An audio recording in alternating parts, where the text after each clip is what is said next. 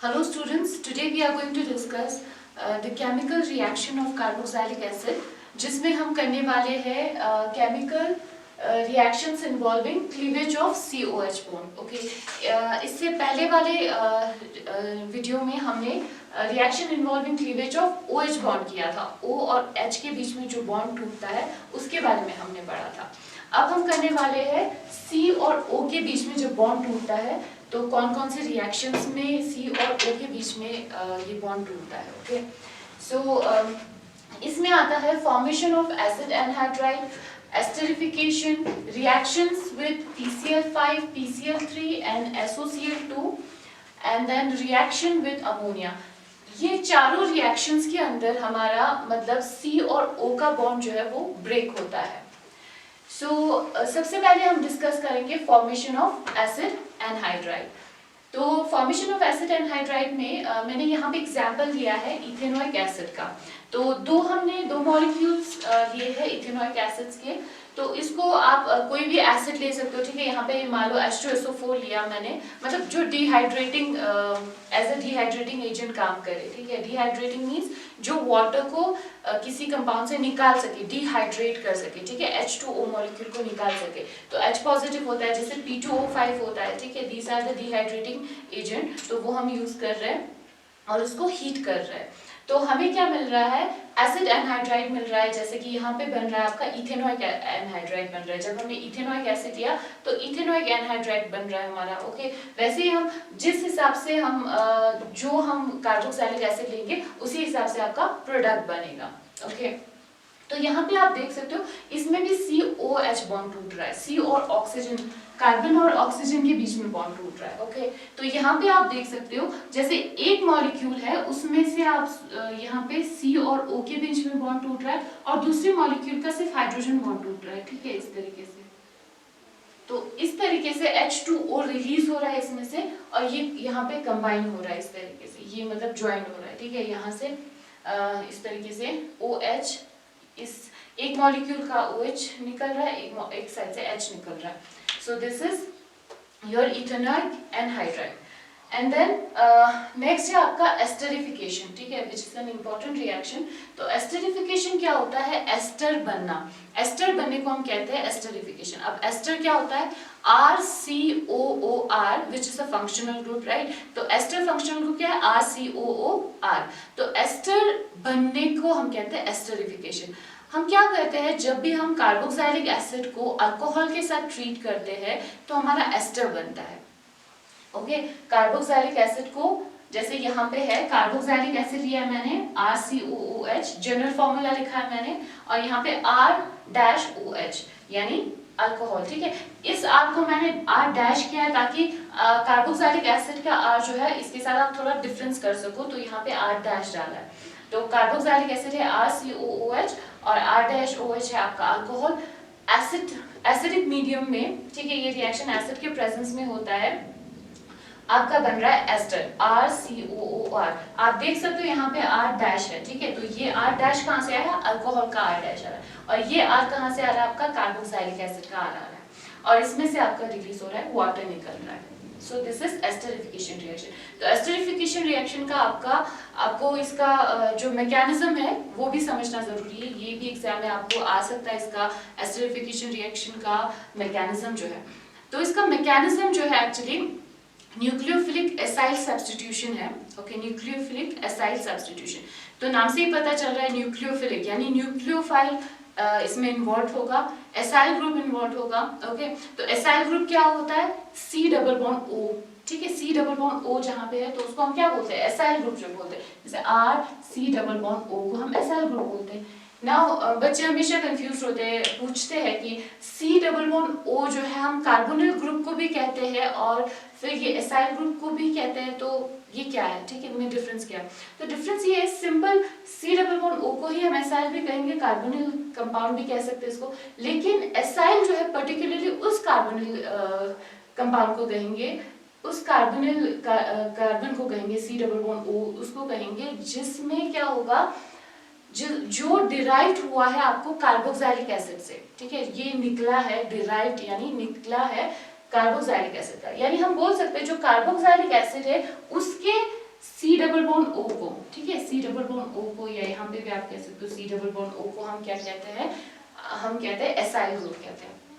तो यहाँ पे आप देख सकते हो, तो इसका हम मैकेनिज्म अब देखेंगे, ठीक है। तो यहाँ पे मैंने कार्बोक्सिलिक एसिड लिया है, कार्बोक्सिलिक एसिड लिया है, एसिडिक मीडियम डाला है। देखो यहाँ पे ये है आपका जनरल रिएक्शन, ठीक है, this is the general reaction, so this is the mechanism, यहाँ से आपका मैकेनिज्म हो रहा है। तो यहाँ पे एसिड मतलब एसिड का जो प्रोटोन है H पॉजिटिव है वो यहाँ पे अटैच हो जाता है, यानी प्रोटोनेशन होता है। फर्स्ट स्टेप में प्रोटोनेशन, H पॉजिटिव जो है कार्बोनिल कंपाउंड का जो ऑक्सीजन है उसके साथ अटैच हो जाता है। तो यहाँ पे आप देख सकते हो OH अटैच हो गया है, ओके। तो यहाँ पे ऑब्वियसली पॉजिटिव आएगा क्योंकि H पॉजिटिव अटैच हो रहा है, तो यहाँ पे H पॉजिटिव यहाँ पे अटैच हो गया, ठीक है। First step is protonation, simple. अब सेकेंड स्टेप में क्या होता है, ये जो कार्बोनिल कंपाउंड कार्बन था ये थोड़ा एक्टिवेट हो जाता है बिकॉज ऑफ द प्रोटोनेशन, ठीक है। जैसे ही प्रोटोनेशन हो जाता है ये कार्बोनिल कार्बन जो है, ठीक है, या एसाइल कार्बन जो है ये थोड़ा एक्टिवेट हो जाता है ताकि इसमें न्यूक्लियोफिलिक एडिशन हो सके, ठीक है। एडिशन होने के लिए इसमें क्या होता है, ये एक्टिवेट हो जाता है। तो इसमें जैसे मैंने यहाँ पे लिया ROH, ठीक है, ये है आपका अल्कोहल, ठीक है, यहाँ पे मैं R-OH करूंगी, ठीक है, अल्कोहल, ठीक है। दिस अल्कोहल जो है यहाँ पे इस तरीके से यहाँ पे अटैक करता है, यहाँ पे ऑक्सीजन हमें पता है इलेक्ट्रोनेगेटिव रहता है, तो ये यहाँ पे अटैक करता है, इस कार्बन पे अटैक करता है, ओके। जैसे यहाँ पे अटैक होता है ये यहाँ पे अटैच हो गया आपका, अटैक होने के बाद ये अटैच हो जाता है। ऑब्वियसली इस कार्बन को अपने वैलेंसी मेंटेन करनी है, तो ये डबल बॉन्ड जो है यहाँ से मूव करके यहाँ पे जाता है, इस ऑक्सीजन के पास जाता है। यहाँ क्योंकि यहाँ पे क्या है, पॉजिटिव चार्ज है, तो इसको बैलेंस करने के लिए ये डबल बॉन्ड जो है यहाँ पे मूव करता है। तो एक टेट्राहेड्रल इंटरमीडिएट बनता है, यानी ये जो स्ट्रक्चर है टेट्राहेड्रल स्ट्रक्चर बनता है। और मतलब इंटरमीडिएट क्या होता है, जो रिएक्शन के बीच में जो हमें कुछ स्पीशीज जो बनते हैं उनको कहते हैं इंटरमीडिएट। और इंटरमीडिएट स्पीशीज जो है हमेशा क्या होता है, वो बहुत ज़्यादा अनस्टेबल होता है, तो एकदम से वो हमें जल्दी से वो प्रोडक्ट देने की कोशिश करता है, वो एकदम से प्रोडक्ट बनता है रैपिडली, ठीक है। तो उसके बाद नेक्स्ट स्टेप में क्या होता है, जो ये हाइड्रोजन रहता है यहाँ पे जो H पॉजिटिव होगा वो इस वाले OH के साथ अटैच हो जाता है, यानी प्रोटॉन ट्रांसफर होता है। यहाँ पे ऑक्सीजन के साथ ये प्रोटॉन अटैच था, ये हाइड्रोजन, तो ये यहाँ पे चला जाएगा, ये बॉन्ड टूटेगा। ये ऑक्सीजन को बैलेंस करने के लिए, क्योंकि ऑक्सीजन के ऊपर पॉजिटिव चार्ज है, इस पॉजिटिव चार्ज को बैलेंस करने के लिए ये जो इलेक्ट्रॉन है यहाँ से मूव करके ऑक्सीजन के पास जाएगा, तो ऑब्वियसली आपका प्रोटॉन जो है वो फ्री हो गया, वो रिलीज हो गया। तो ये प्रोटॉन जो है आपके इस OH के साथ अटैच हो जाएगा, ओके, इस OH के साथ अटैच हो जाएगा। इस प्रोसेस को हम बोलते हैं प्रोटॉन ट्रांसफर, ठीक है, एक जगह से दूसरे जगह पे जा रहा है, प्रोटॉन जो है ट्रांसफर हो रहा है H पॉजिटिव, ठीक है। तो प्रोटॉन ट्रांसफर हो रहा है, तो यहाँ पे देख सकते हो आप OH2 पॉजिटिव, ऑक्सीजन पे पॉजिटिव क्योंकि H पॉजिटिव यहाँ पे चला गया, ठीक है, OH2 पॉजिटिव यहाँ पे बन गया, ठीक है। उसके बाद नेक्स्ट स्टेप में क्या होता है, अब इसको बैलेंस करने के लिए ये बॉन्ड टूटेगा, ये जो बॉन्ड है इसका जो इलेक्ट्रॉन है इस ऑक्सीजन के पास जाएगा ताकि ये बैलेंस हो सके, क्योंकि ये पॉजिटिव चार्ज है, इसको बैलेंस करने के लिए ये इलेक्ट्रॉन यहाँ से टूट के यहाँ पे जाएगा, ये बॉन्ड टूट रहा है, यानी H2O रिलीज हो रहा है, ठीक है। H2O यानी वाटर मॉलिक्यूल जो है it's a good leaving group, ठीक है, यहाँ पे ये गुड लीविंग ग्रुप है, तो ये यहाँ से लीव करेगा, निकलेगा। लीविंग ग्रुप क्या होता है, मतलब जैसे ये सब्स्टिट्यूशन रिएक्शन हो रहा है, एक चीज अटैच हो रहा है तो दूसरा चीज लीव करना चाहिए, निकलना चाहिए, ठीक है, तो ये निकलने वाला ग्रुप है, लीविंग ग्रुप है, ओके। तो ये OH जो है इसका जो नेगेटिव चार्ज है वो यहाँ पे जा रहा है, ये यहाँ पे जा रहा है, इसका जो ऑक्सीजन पे इलेक्ट्रॉन है वो यहाँ पे जा रहा है, डबल बॉन्ड बना रहा है। तो इसमें जब ये लीव करेगा तो हमारा प्रोडक्ट क्या बनेगा, इसमें यहाँ पे देखिए, इसमें से माइनस H2O हम वाटर यहाँ से निकाल रहे हैं, तो हमें बनेगा RCOH, ओके। यहाँ पे डबल बॉन्ड आएगा क्योंकि ये इलेक्ट्रॉन जो है यहाँ से यहाँ मूव कर रहा है, तो यहाँ पे आएगा आपका double bond and then OR', okay. तो आप यहाँ पे देख सकते हो यहाँ से इलेक्ट्रॉन यहाँ मूव किया, ठीक है, ऑक्सीजन से यहाँ गया, तो ऑक्सीजन पे क्या आएगा, पॉजिटिव चार्ज आएगा, राइट, पॉजिटिव चार्ज आएगा यहाँ पे। सो ये एक तरीके का एस्टर ही दिख रहा है आपको, देख सकते हो RCOOR, this is an ester right. मगर यहाँ पे एक चीज एक्स्ट्रा है, क्या है, प्रोटोन है, H पॉजिटिव यहाँ पे एक्स्ट्रा है, एक तो H एक्स्ट्रा है, एक तो पॉजिटिव एक्स्ट्रा है, यानी H पॉजिटिव। अब उसको हमें निकालना है राइट, तो इसको हम बोल सकते हैं प्रोटोनेटेड एस्टर, ठीक है, क्योंकि एस्टर तो है लेकिन इसमें प्रोटोन एक्स्ट्रा है, so this is protonated ester.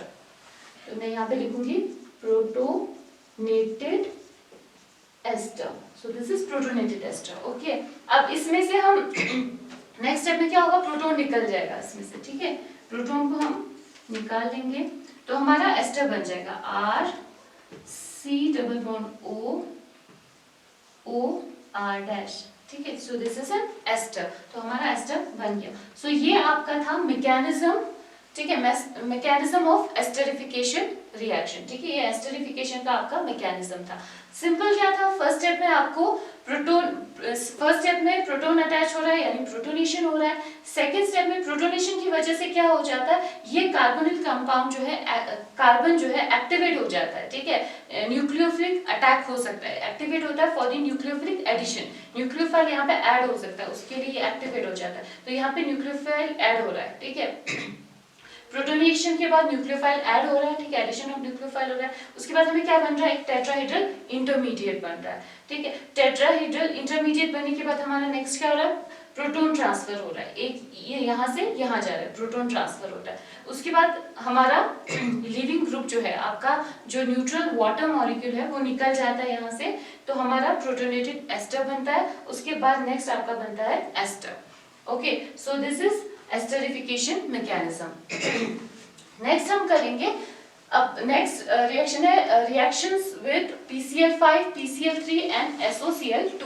Okay, phosphorus chloride, okay, phosphorus halide, और जब आप लोगे थायोनिल क्लोराइड लोगे, ठीक है, तो उस दौरान भी क्या होता है आपका, जैसे मैं यहाँ पे लिख रही हूँ RCOOH है राइट, RCOOH है, तो इस दौरान भी आपका CO बॉन्ड जो है टूटता है इस तरीके से, ठीक है, यहाँ पे डबल बॉन्ड मैं लिख रही हूँ, CO बॉन्ड जो है इसमें ब्रेक होता है इस दौरान भी, ठीक है। यहाँ पे आप देख सकते हो, ओके, तो जो अल्कोहल रहता है उसी की तरह ही ये रिएक्शन हो रहा है, जिस तरीके से अल्कोहल में रिएक्शन होता था जब आप फास्फोरस क्लोराइड और थायोनिल क्लोराइड लेके जब इसमें अल्कोहल में करते थे, वैसा ही रिएक्शन इसमें हो रहा है, ठीक है, तो क्योंकि ऑब्वियसली इसमें भी क्या है, OH ग्रुप है, अल्कोहल में भी क्या है, OH ग्रुप है, तो इसका OH ग्रुप ही इसमें से निकल रहा है, ठीक है, तो इसीलिए वो अल्कोहलिक ग्रुप की तरह एक्ट कर रहा है, और इसमें क्लोरीनेशन हो जाती है, ठीक है, मतलब OH जो है निकल जाता है, उसकी जगह पे क्लोरीन अटैच हो जाता है, क्लोरीन आ जाता है, OH यहाँ से निकल रहा है और यहाँ पे आपका क्लोरीन आ रहा है, ठीक है, RCOCl, ठीक है, एसिड क्लोराइड बन रहा है, this is N acid chloride. Okay, PCl3 के केस में भी क्या बन रहा है आपका, Cl जो है अटैच हो रहा है, OH निकल रहा है, इसमें से OH निकल रहा है, RCO फिर Cl आ रहा है यहाँ पे, ओके, जिस तरीके से अल्कोहल में होता था ना राइट, जैसे ये है ROH, this is alcohol, okay, और यहाँ पे RC≡OOH, ठीक है, अब दोनों केस में क्या है, OH है राइट, तो इस वाले पोर्शन पे आपको क्लोरीन अटैच हो रहा है, ठीक है, तो थायोनिल क्लोराइड भी हम लेके करेंगे तभी यहाँ पे क्लोरीन अटैच हो रहा है, ठीक है, ज्यादातर प्रिफर्ड जो आपका इसमें थायोनिल क्लोराइड लेके ज्यादातर करते हैं, ठीक है, क्योंकि वो जो है ज्यादा गैसियस फॉर्म में निकल जाता है, तो एकदम से प्रोडक्ट जो है निकल जाता है, गैस के फॉर्म में निकल जाता है, तो थायोनिल क्लोराइड के केस में ऐसा नहीं होता है, तो थायोनिल क्लोराइड जो है ज्यादा प्रिफर करते हैं इसमें। ओके, नेक्स्ट रिएक्शन है आपका रिएक्शन विद अमोनिया, जब ये अमोनिया के साथ रिएक्ट करता है आपका कार्बोक्सिलिक एसिड, ठीक है, तो क्या होता है, उस दौरान में भी आपको CO बॉन्ड टूटता है, ठीक है, अमोनिया क्या होता है आपका NH3 अमोनिया, ठीक है, तो ये आपका कार्बोक्सिलिक एसिड हमने लिया, दिस इज अमोनिया, ठीक है, this is ammonia and this is your carboxylic acid, तो जैसे ही इसमें हम मिलाएंगे अमोनिया के साथ तो क्या बनता है आपको, अमोनियम एसिटेट बनता है, ठीक है, ये अटैच हो जाता है, अमोनिया जो है यहाँ पे अटैच हो जाता है सिंपली, तो अमोनियम एसिटेट बन रहा है, ये एक सॉल्ट है राइट, अमोनियम सॉल्ट बन रहा है, this is N ammonium salt, यहाँ पे देख सकते हो देखो यहाँ पे COO नेगेटिव है, NH4 पॉजिटिव है। देखो यहाँ पे भी हाइड्रोजन भी है, ठीक है, हाइड्रोजन NH4 हो, यहाँ पे अटैच होती है NH4 हो गया, सिर्फ यहाँ पे सिंपली ये अटैच हो रहा है तो आपको बन गया अमोनियम एसिडेट। ओके, तो नेक्स्ट स्टेप में इसमें से वाटर जब निकल जाता है, थोड़ा सा और फर्दर हम इसको हीट करेंगे, ठीक है, तो इसमें से वाटर मॉलिक्यूल निकल जाता है तो आपको यहाँ पे एसिड एमाइड बन रहा है, मतलब एमाइड बन रहा है, ठीक है, एमाइड बन रहा है। यहाँ पे एमाइड क्या होता है, RC double bond O NH2, this is your amide, right? C double bond O NH2 होता है इसमें, ठीक है, एमाइड में C double bond O NH2 होता है, C double bond O है ना, यहाँ पे O है और NH2 है, so this is your amide। और यहाँ पे कौन सा बन रहा है, एसिड एमाइड बन रहा है, क्योंकि हमने प्रोडक्ट क्या लिया था, इथेनॉइक एसिड लिया था। इथेनॉइक एसिड जब हम ले रहे थे तो इसमें बना है एसिड एमाइड बना है, ठीक है, जिस हिसाब से हम जो रिएक्टेंट यूज करेंगे उसी हिसाब से आपका प्रोडक्ट बनेगा, ठीक है, डिफरेंट टाइप्स ऑफ अलग अलग एमाइड्स आपके यहाँ पे बनते जाएंगे। सो this is your reaction with ammonia. तो ये जो रिएक्शंस है इसमें क्या होता है, CO बॉन्ड टूटते हैं, ठीक है, अभी जो हमने जितने रिएक्शन आपने 4 रिएक्शन हमने किए जिसमें CO बॉन्ड ब्रेक होता है कार्बोक्सिलिक एसिड का। ओके, तो नेक्स्ट हम फर्दर कार्बोक्सिलिक एसिड के दूसरे रिएक्शन करेंगे नेक्स्ट वीडियो में हम करेंगे जिसमें COOH जो है, पूरा COOH जो है इन्वॉल्व होता है।